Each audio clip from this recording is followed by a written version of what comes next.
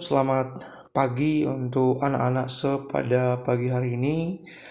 Pada pagi hari ini kita akan lanjutkan materi pembelajaran kita dengan topik keluargaku dalam gaya hidup modern. Ada beberapa pengertian gaya hidup modern dari beberapa ahli. Misalnya yang pertama bisa kita lihat menurut Kotler. Menurut Kotler, gaya hidup itu adalah sebuah pola hidup di dunia yang diekspresikan dalam aktivitas, minat, dan opini. Itu pendapat menurut Kotler.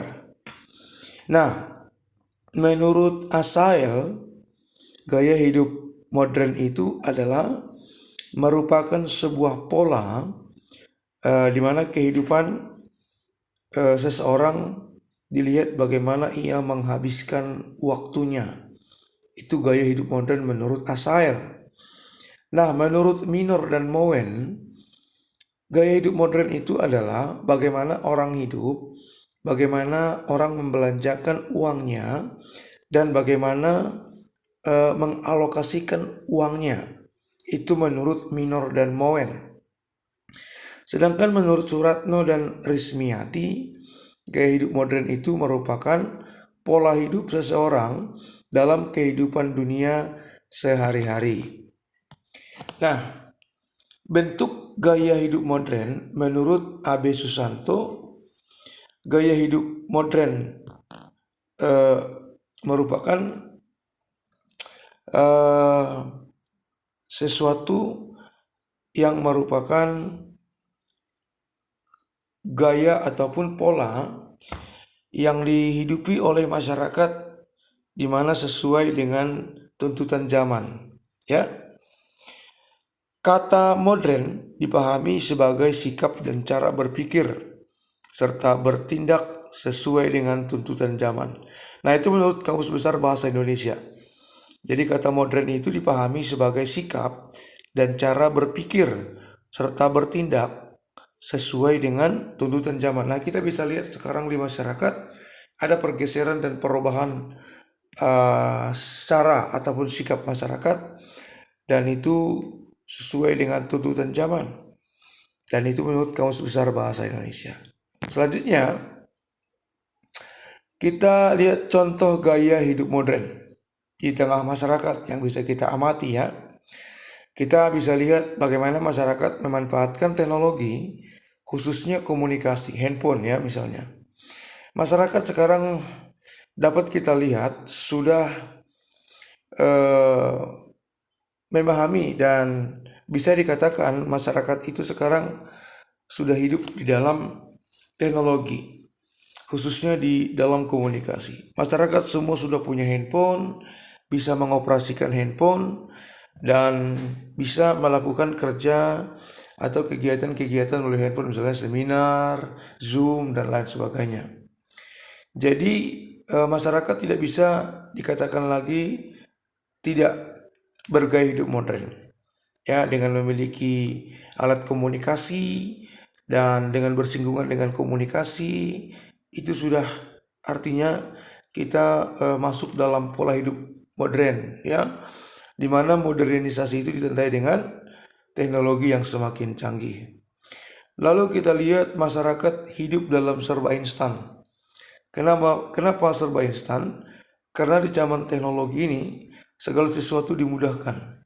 Misalnya kita masak tinggal colok. Nah, kita mau berkomunikasi tinggal pencet dan tekan. Jadi manusia sudah dimudahkan dalam keberlangsungan hidupnya dengan adanya modernisasi dan adanya teknologi yang sekarang semakin canggih. Berkomunikasi di tempat-tempat tertentu. Nah, sekarang orang-orang bisa kita lihat berkomunikasi ataupun mungkin bisa melakukan rapat-rapat pertemuan, sudah bisa kita lihat di sebuah kafe ya, sebuah restoran. Jadi fasilitas-fasilitas seperti ketersediaan wifi ya, ruang meeting yang standar dan bisa digunakan untuk melakukan kegiatan. Nah, selanjutnya status kehidupan cenderung serba instan Lalu konsumerisme, apa itu? Boros, ya. Kita bisa lihat sekarang masyarakat konsumerisme, pengguna yang berlebihan. Lalu materialisme, artinya segala sesuatu diukur dengan uang. Hedonisme, dari kata Yunani hedon, yaitu kesenangan, ya. Lalu individualisme ataupun egoisme, itulah gaya hidup modern sekarang ini yang bisa kita lihat di masyarakat. Nah, bagaimana peran keluarga di tengah gaya hidup modern? Keluarga harus menjadi teladan atau meneladankan hal yang membangun positif supaya anak-anak bisa meniru dan anggota keluarga bisa meneladaninya. Lalu memberikan tanggung jawab dan teguh, memberikan tanggung jawab dan tagih setiap malam. Apakah tanggung jawab sudah dikerjakan dengan baik? Kira-kira ini maksudnya begini. Orang tua memberikan tanggung jawab, misalnya penggunaan handphone. Pagi kita berikan instruksi bahwa satu hari itu penggunaan handphone kita katakan bisa 2 jam. Nah, malam kita tagih, apakah hari ini benar gak 2 jam penggunaannya? Artinya anak-anak itu diberikan tanggung jawab untuk menghargai, untuk taat kepada aturan ataupun perintah dari orang tua terkait penggunaan teknologi. Lalu memfilter anak untuk tidak mudah mengakses informasi yang ada di media.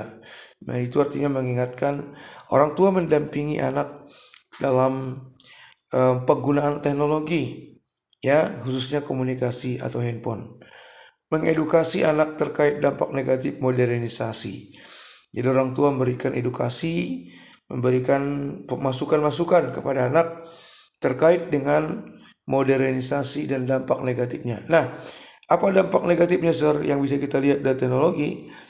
Anak-anak bisa malas, kita bisa jadi malas, kita lebih asik bermain handphone daripada belajar.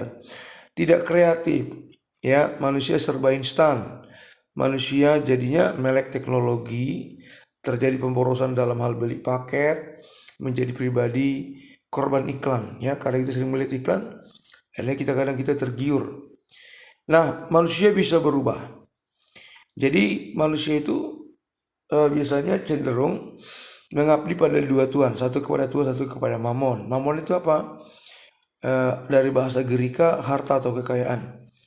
Jadi manusia mengabdi pada Tuhan dan pada mamon. Tuhan Yesus dan harta atau kekayaan panah, itu yang dipertentangkan. Nah, manusia semakin jahat dan nekat. Sekarang ini bisa kita lihat tindakan kriminalitas begitu tinggi. Nah, munculnya tindakan kriminalitas yang begitu banyak, ya. Manusia itu cenderung meniru siapa yang menjadi idolanya. Kalau idolanya tadi figur yang salah, sosok yang salah, maka itu tadi korban dari idola. Nah, Tuhan Yesus adalah idola yang sejati yang layak kita tiru dan kita lakukan, ya, hal-hal yang teladankan kepada kita. Itu saja penjelasan saya pada hari ini. Mari simak dan silakan baca buku paketnya. Jika ada sesuatu yang kurang dipahami, silakan dijapri dan mari kita diskusi kepada anak kami yang daring pada hari ini. Silakan nanti kerjakan juga tugas-tugas soal latihan, dikerjakan di buku latihan, segera dikirim kepada Sir. Terima kasih untuk atensi perhatian pada pagi hari ini. Selamat belajar, Tuhan berkati dan tetap semangat dan shalom.